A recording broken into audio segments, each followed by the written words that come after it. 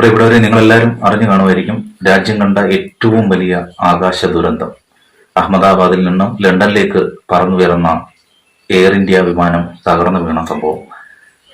ഏകദേശം ഏതാണ്ട് 1:50 കൂടിയാണ് ഈ വിമാനം പറന്നു വരുന്നത്.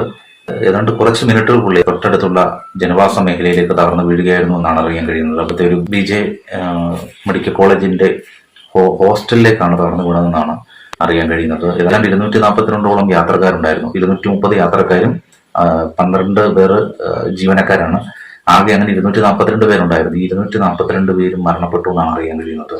അതിൽ ഗുജറാത്ത് മുൻ മുഖ്യമന്ത്രി ഉണ്ടെന്ന് പറയുന്നു. അതുപോലെ മലയാളിയായിട്ടുള്ള തിരുവല്ല സ്വദേശിയായിട്ടുള്ള രഞ്ജിത എന്ന് പറഞ്ഞൊരു കുട്ടിയും ഈ അപകടത്തിൽ മരണപ്പെട്ടു എന്നാണ് അറിയാൻ കഴിയുന്നത്. ഈ അഹമ്മദാബാദ് വിമാനത്താവളത്തിൽ നിന്ന് ഈ വിമാനം പറന്നുയർന്നപ്പോൾ തന്നെ പൈലറ്റ് ഒരു അപായ സന്ദേശം എയർ ട്രാഫിക് കൺട്രോൾ റൂമിലേക്ക് അറിയിച്ചിരുന്നു. പക്ഷേ എയർ ട്രാഫിക് കൺട്രോൾ റൂമിൽ നിന്ന് ഈ തിരിച്ച് വിമാനത്തിലേക്ക് ബന്ധപ്പെടാനുള്ള ഒരു സാഹചര്യവും ആ സമയത്ത് പറ്റിയിരുന്നില്ല എന്നാണ് അറിയാൻ കഴിയുന്നത്. എന്തായാലും പ്രദേശവാസികൾ പറയുന്ന വലിയൊരു ശബ്ദം കേട്ടു എന്നാണ് പറഞ്ഞത്. ഈ ശബ്ദം കേട്ട് അവർ പുറത്തിറങ്ങി നോക്കുമ്പോൾ വലിയ പുകയും തീയും ഒക്കെയാണ് കാണുന്നത്.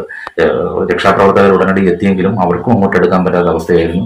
പ്രദേശവാസികളൊക്കെ പറയുന്നത് ഈ വലിയ ശബ്ദം കേട്ട് അവർ ഓടി എത്തുമ്പോൾ കാണുന്നത് മൃതദേഹാവശിഷ്ടങ്ങൾ ചിതറിത്തെറിച്ച് കിടക്കുന്ന വേട്ടൊക്കെയാണെന്നാണ് അറിയാൻ കഴിയുന്നത്. എന്തായാലും ദാരുണമായ ഒരു സംഭവം.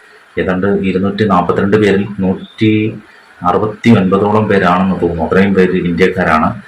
ഏറെ സങ്കടകരമായ ഒരു ദിവസമായി പോയി ഈ ഒരു ദിവസം.